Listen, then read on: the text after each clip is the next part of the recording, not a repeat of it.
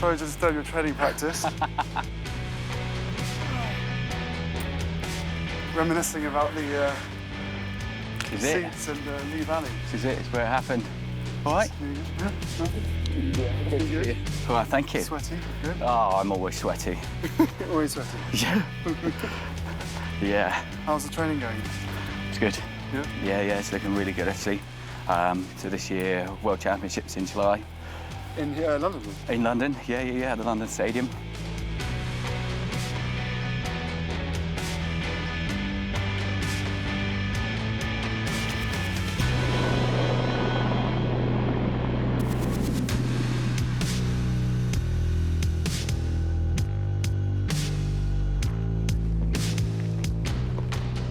The idea that 15, 17 years later, still haven't dealt with it, Afghan was the moment. It was like, right, deal with it.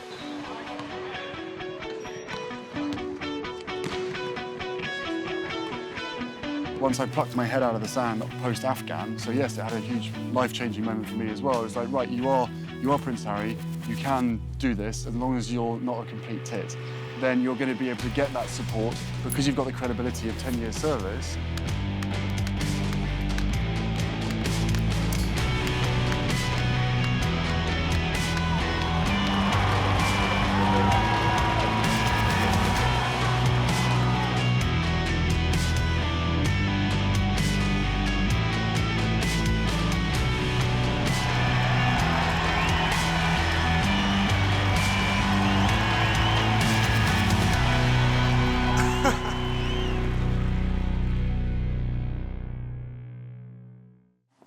I was just thinking that when we ended up here in, was it 2014?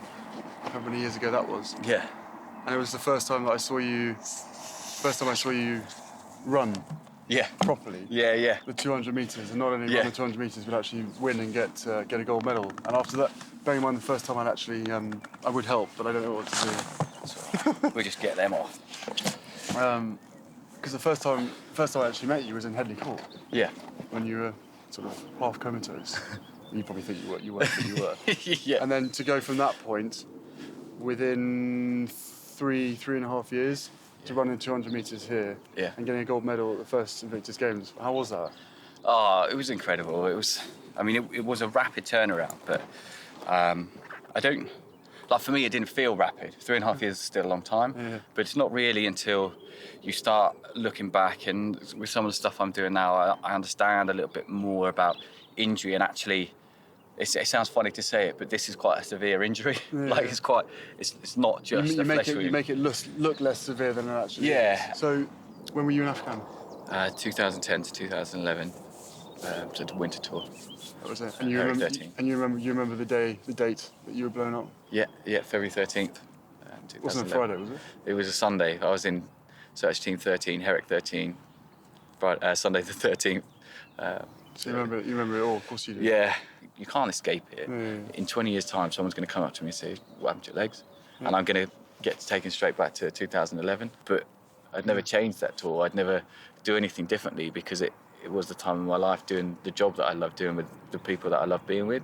It was incredible. But as being a sort of a late 20s man serving in Afghanistan, with your mates, it was one of the best moments of your life. 100%, 100% one of the best moments of my life. And it's just little things that stick out, like you have to cross ditch after ditch, don't you? They're everywhere, these irrigation ditches, and inevitably you fall in, and as the boss, it's the most comical moment you could possibly have on your tour. The boss is falling in the ditch. Especially on your back with all your kit and your legs in the air. Yeah. Look at this turtle freaking on his turtle. shell. Like, hey, lads, help me out. And he's like, Yeah, absolute banter. Absolutely loving it. Yeah, getting deep heat stuck on your chin strap. Yeah, cheers, lads. Oh wow, so they really didn't like you at all. No. No, God, no. That was one of my mates. Another troop commander did it. Really? Yeah. Or just He put deep heat on my chin strap. Yeah. Oh, that's not nice. Yeah. You smell it as well. You're like, You where's smell that coming it, from? and I'm like this. It starts stinging. Trying to get on this freaking So chin. it could have been worse. Could have been worse. It could have been a lot worse. Yeah. At least it wasn't my jock strap. But I mean, do you think if you'd done that tour, if you hadn't have been blown up, do you think things would be hugely different? Obviously, you wouldn't have those. I wouldn't have those. You wouldn't be a Paralympian. I wouldn't be trying as hard. That's the simple truth of it. When something bad happens to you, you push yourself harder. A second chance in life. Yeah, and I feel like I'm a better person now because of it than I was before. Before I was coasting through. It was challenging, but not as challenging. No, I know exactly. And there's that process where you go through training, and it's drilled into you to well, you've got to believe that you're invincible. Yeah. Because if you don't believe you're invincible, then you ain't going to get through the 12-mile tab or the log run or anything like that. So you end up thinking you're invincible. Then you go on ops, and that then sort of multiplies by however much. And you've got to come to terms with the fact that actually when you leave, you're not invincible. Yeah. But use all those tools that the military's given you, that military family's given you, to not only be a better person. In my case, it was like pluck your head out of the sand, deal with all the stuff that you've never dealt with, but use those qualities and those skills and those values and standards, I suppose. Values and standards. But you know what I mean? That's what I've always loved about the military, and that's what I specifically loved about Afghanistan was it's, you know, the military was the university of life, and then Afghanistan was the experience of your life. And I've never met anyone now who can't speak positively of their time in the military. Yes, of course we had bad days, but the good days far outweigh that. And we were lucky enough to have those experiences and have a really good time doing it. Everybody else our age at the time was, you know, stuck in an office somewhere, you know, what I was about to go, quite not the typewriter. Yeah. But do you know what I mean? It can be quite a selfish profession. Yeah. You know, you're having fun, you're enjoying it, you want to be the very, very best. And then you come out of it and it's like, right, now I'm a civvy and I'm going to miss all those guys, but how can I do my bit to make a difference? And that's what's really interesting and admirable on so many of the veterans and so many guys that we know, is that every single person's playing their part in society. And just because you got injured at a really young age, it's almost like, well, I'm still very much part of society. I can still give so much. I can still serve. Yeah. And that duty, that service is ingrained in us. And that will be there for the rest of our lives. And the more people we can help in the process, the better, surely. You're right. You're so right. It's those qualities and attributes that you learn in the military, that desire to serve, that desire to be part of a team. It's the credit to the system. It's a responsibility, isn't it? And so many communities and so many areas, especially, you know, here in the UK, need that, I suppose, that inspiration from especially you guys that have been wounded, that have been through it. I think it's so important, which is why I just love Invictus, and ideally would never want it to stop. But you know, it's only going to keep going until that purpose, you know, ceases. You know, as long as you guys, as long as everybody needs it, and as long as we're dragging those harder to reach guys off the sofas and getting them involved. And you know, one of the things that was so amazing about the trials, going back to it, was the fact that individuals there were saying that their road from point of injury to the trials itself have completely changed their sort of their outlook on life. Completely changed it. So they don't even need to get selected. I wouldn't suspect that, you know, anyone being told, oh, you've got a place to run to, oh, no, I'm fine, give it to someone else, I'm actually fine now. I'm not suggesting that, because it's still, everyone knows how much fun it is. But just knowing that some of these guys, you know, reading some of the comments on the Invictus Facebook page that I was sent the other night, it was amazing. People saying, you know, my life has been saved by the Invictus family, the Invictus journey. Knowing, getting back in touch with everybody and having new friends and, you know, sharing new stories, and then their minds are literally going to be blown when they're confronted with, you know, 14 other nations of different guys, different languages, and similar stories. And it's amazing. It doesn't matter what country you're from. Exactly. It's all the same. It's all the same values. You've served your country, fine. Yes, you're the one that signed up to it. So whatever happens to you is your own fault. Whatever. You know, because a lot of people do say that. Like, you know, why should we as members of the public, you know, we've got struggles as well. Why should you be special? Well, you don't need to answer that. No, it's an impossible one to answer. The guy signed up to serve. Okay, you do know the risks, you're aware of the risks, but there's nothing wrong with giving someone a little bunk up to help them get back on their feet. And if these guys are contributing to society in a massive way, I don't think there's anything wrong with making sure that that's celebrated. But I love that. I love the fact that the whole, so Invictus has changed the perception of injuries and prosthetics and disability, but we know that it's not a disability. It is something else. It's beyond ability. It's whatever. And then on top of that, the way that lads now behave is exceptional. And I think the military as a whole, the armed forces, is held to such high esteem across the general public because of the service that has been happening over the last 15, 20 years. That everyone appreciates the armed forces, which has never been the case, and we've got to keep that going. We've got to keep it going. It's like a two-way relationship, isn't it? Like you start getting recognition as a member of the armed forces, and you carry yourself in a different way. It's like self-perpetuating.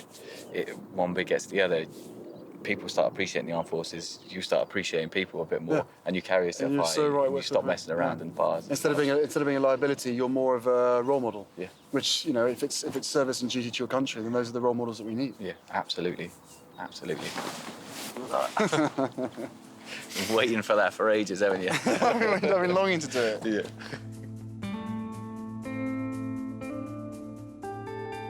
There was like a real high point, and that high point happened outside of Invictus. It happened for me in Rio. And suddenly I was a Paralympian.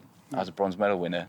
But that wasn't important. What was important was that I had a new definition. I was no longer within this wounded soldier bracket. No longer I was a Dave, Paralympian. Exactly. So I've been able to use sport as a mechanism to cope with what had happened, turn my life around, redefine myself, and actually crack on with something else. I just wondered whether maybe Invictus Games as a project for you is a way to cope with things that you've seen or you've dealt with, a way to contribute back again, perhaps. Yeah, no, I mean 100%. I mean, I've said in the past that for me, Invictus has been a sort of a cure, exactly as you say, like a cure for myself. Like, yes, it's an opportunity to be with all you lads and be with that community again, but also, there was many times in my early life, and also many times coming, in Afghan and then coming back from Afghan, where you actually feel helpless. Yeah. And being in the position that I'm in, I've always thought, if you can put your name to anything, and you've got a following, and you've got that belief, and you've got that credibility, let's say, then you can make anything happen for the greater good, for a wider audience of people. And once I plucked my head out of the sand post-Afghan, so yes, it had a huge life-changing moment for me as well. It was like, right, you are Prince Harry, you can do this, as long as you're not a complete tit, then you're going to be able to get that support because you've got the credibility of 10 years service, and therefore you can really make a difference. And actually going through Invictus and speaking to all the guys about their issues has really healed me and helped me. And I've got plenty of issues, but most of them, none of them really relate to Afghanistan. But Afghanistan was the thing that triggered everything else, and the process of which, if you not to get too personal, but if you lose your mum at the age of 12, then you've got to deal with it. And the idea that 20 years later still hadn't really, or whatever it was, 15, 17 years later, still hadn't dealt with it. Afghan was the moment. It was like, right, deal with it. And then sharing the stories and being amongst people who when they tell you the issues that they're having, it's like, okay, yep, I've been there, done that. Yep, that seems familiar. Yep. And you go through all these lists. You're like, okay, wow. So actually, we have a lot more in common than we meet the eye. And then people suddenly jump to conclusions and go, oh, it must be Afghanistan. So no, man. Like, so many people who suffer from depression, anxiety, alcoholism, all that kind of stuff. It's not necessarily Afghanistan. It can be from when they were young, and Afghanistan was the trigger to bring it all to light and to deal with that stuff. So, yeah, for me, Invictus has just been a whole wonderful journey, and that's why we sort of argued about, oh, should we do it every other year? It's like, no, let's do it. Let's do it every year, because this is we're on a time frame here. Yeah. Like, guys, a year is long enough to train. Yeah. Nobody wants to have to wait a year. Fine for the sponsors, we had to in 2015, but now it's like, right, let's smash it. Let's go year after year after year, see if it's still needed, and if it's not, then we might leave it a year, or we'll turn it into something else and actually use the ambassadors of Invictus competitors across all 14 nations, or 15 by Sydney, to reinstate them into society, and let the world know that you know, these guys are, they're more than decent people. They're people who, you know, have literally sacrificed their lives and sacrificed body parts to serve their country and to be with their mates. I mean, those are the role models that I want my kids to follow, and I think that's now the responsibility of me and the whole of the Invictus Foundation and all of you guys as well. Together, we're making a difference. We're making an impact, and young people all over the place, kids are, you know, flicking on and watching Invictus, and that is amazing.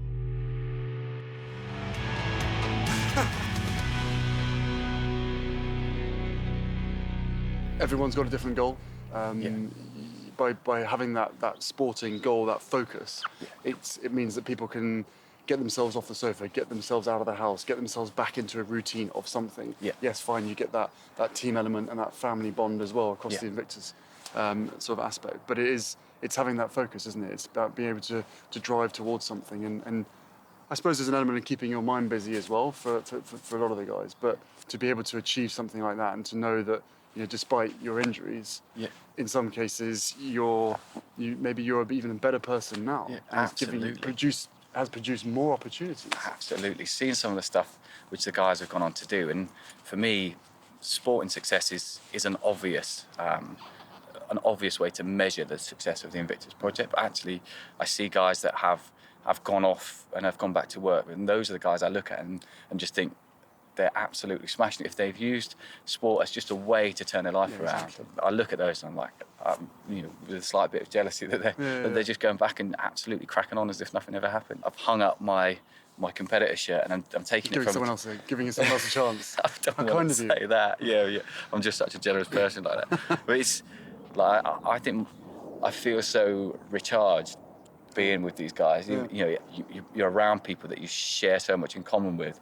You don't have to hold back on banter. Everyone knows exactly what you've been through. It's absolutely refreshing. It's like community again, isn't it? Absolutely. It's giving a platform and opportunity to so many different people with different injuries, whether it be physical or psychological, to come together and feel part of something again. And I think for a lot of people, they felt incredibly lonely post-injury. And all those guys that aren't injured as well, the guys coming along and volunteering their time to come and help out, and once again, be part of that Invictus family is really special for so many people. Were you quite surprised by the effect that it's had, you know, over a period of time, and knowing that now? I mean, you were just saying earlier that, you know, guys that you knew from the beginning of your injury, who you never thought would ever bringing themselves to something like this, were just piling on the weight, never thought to themselves it was possible to shed the weight, be a sportsman as such. And then now you're seeing them because they've seen you achieve what you've done, and now there's a light at the end of the tunnel. It's believable, it's relatable. If he can do it, I can do it. That must be quite cool, because you're inspiring a hell of a lot of other people. And it's not just me. I mean, but these are people that I went through rehab with. These are the people that inspired me all the way through. And you asked me that question, are you surprised to see them? Actually, no, I'm not, because I've seen it. I've seen what it's done to the general public. Like, so many more people will come up and say, Dave, I saw you in Invictus. And that's from London 2 years ago, or 3 years ago now. And they'll still come up and speak to me, and they remember it, and it's the stories, and I'm not surprised at all. It's a fantastic project that's done so much, so well. And it's such a simple premise. But because of the content, because of the people that we're working with. And you're talking about the effect that it has, you know, outside of the military community as well. Something which we never could have predicted.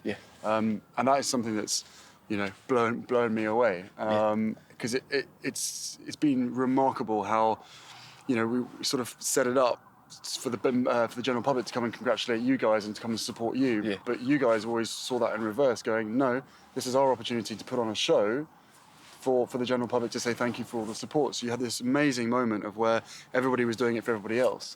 And I suppose the point that was really quite amazing was that the general public, no matter who you were, if you've ever come up against any adversity in your life, whether you've got a broken back, you've had a broken leg, you've had just a really bad day, flicking on the Invictus Games and watching individuals like you guys, who've basically been mown down at the height of your career, to then recover to the point of where you can put on an amazing sporting display in front of thousands of people, that's the inspiration that this country needs, and that everybody needs to get up off their arse and just say, you know what, I'm not beaten. I'm unconquerable. Let's do this. Exactly that. And I don't know what you were thinking when you were like, right, we need to deliver this. How you thought? I just missed all you guys. That's what I was just like, what can we create that means that I can spend more time with the lads? Yeah, but it has turned into that, and it's turned from, like, I don't see Invictus Games as a sporting competition. It's a mindset. It's a way of doing stuff, and I think that's the bit that everyone sees and understands. And to keep it going as well, you know, it's every single year we've got more competitors taking part, and those competitors are the hardest to reach guys, which was always the sort of the mission. You were easy to find. It was the other guys that were, you know, laid out on their sofas, stuck in front of the television. And everyone back home needs to understand that this is not just about the competitors.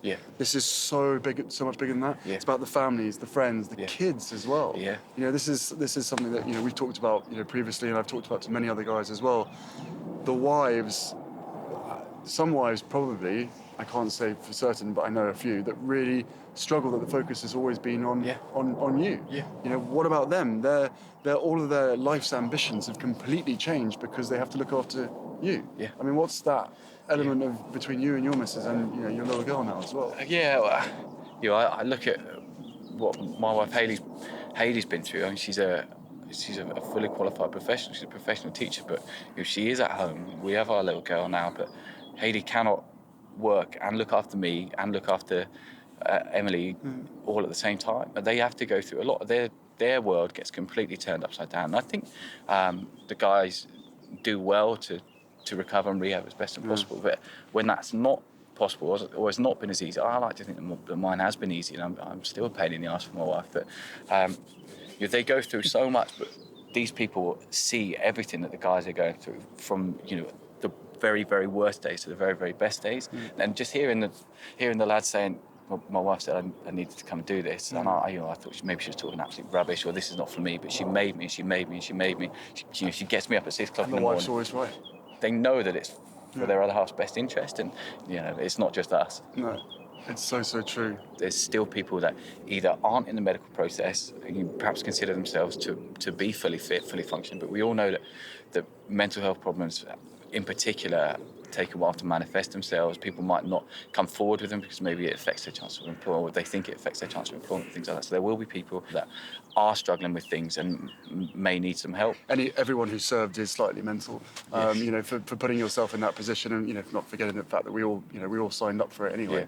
And no one that I've ever spoken to, myself included, has any regrets. Like, you would go back tomorrow, wouldn't you? Absolutely. Because you're there with your mates and you're doing what you love, and you train to go and do the job that you signed up to do. So, you know, whether it's abroad or whether it's at home, anyone that's struggling, especially from a sort of a mental fitness point of view, that there is every single person left and right of you, all your friends, family, the community of in excess of 12 million supposedly across the UK. There are people there to help you, and the sort of the point of which you start that conversation and firstly admit to yourself and realise yourself, because it's quite hard realising sometimes, that actually, you know what, there is something wrong. I need to sort this. When it can be a small problem, deal with it then. Have a conversation, talk to somebody about it before it sort of snowballs into something bigger, and then it's not just you that's being affected, it's your whole family as well. You're exactly right. And these social events where you're surrounded by your mates, and maybe it might take 1 or 2 beers to get out of you, you just have that conversation. 1 or 2, not 8 or 10. Drink sensibly. But you just have that conversation. And it is a timing issue. You can't force anybody to come like that, come forward. But it's a buddy system. It's ingrained in us. You know, every single person. Don't ever think don't want anyone to ever think that they don't have the tools to be able to help their mate. Everybody does, and it is just a conversation. You don't have to be a skilled psychotherapist or whatever. It's just not. That's not what it's about. You just need to be there for your mate and be a pair of ears and listen. And the most comforting thing to know is that the person you're talking to has shared similar experiences. You've worn the same uniform. Actually, someone said it to me last year. I think it was maybe at Orlando itself. Was a lot of you guys were never congratulated, or no one ever patted you on the back saying thank you, well done, or not knowing the story of which that happened to you. Yeah, fine. A lot of guys unbelievably unlucky. A lot of guys incredibly brave. You were brave no matter what because you were there serving. But the Invictus Games and being recognised for the amazing things you do on the track, field, pool, pitch, whatever it is, that's how you want to be remembered, not for being blown up, injured, or whatever, you know, while serving your country. So this is an opportunity for the British public and the media to tell your story as an athlete or as a competitor, rather than, you know, the person that was on their back in a coma for 2 months. You know, that's the Absolutely. They're not someone who's sick at home. They're not a wounded soldier anymore. They've got a goal. They're going for it, and it's that definition. It's that purpose back again, and then the conversations happen and saying, "Oh, I was really struggling. I was struggling with this. You should go to see this person." Or Exactly. It happens, and it just and the recovery's like that. Exactly. And all of a sudden, then and what I love about it is when you can get your own head and you can get your own self back on the right path. Yeah.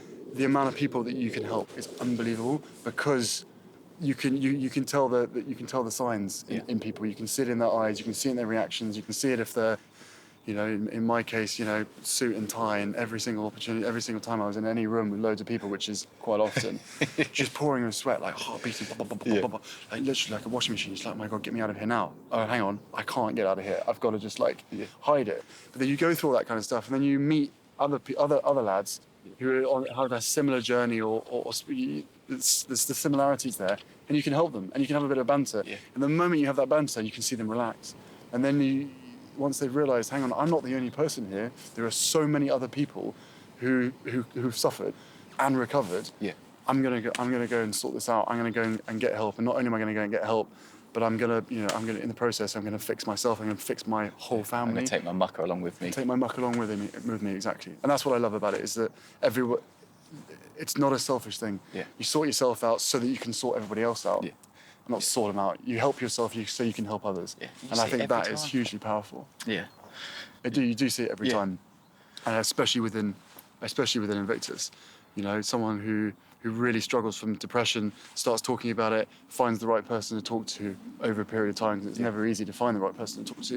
And then once they're getting to the point of recovery, it's like, hang on a second, I could probably grab him, her, and him, and help them as well. And suddenly there's this sort of catalytic effect that starts happening, and everybody's part of something, and you realise, so many people are, you know, like slightly mental.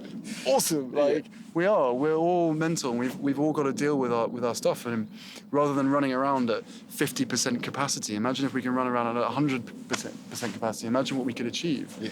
You know, look at you. I mean, you know, you've dealt with your injuries, and now all your focus is on being the best you can be, smashing PBs and all that stuff.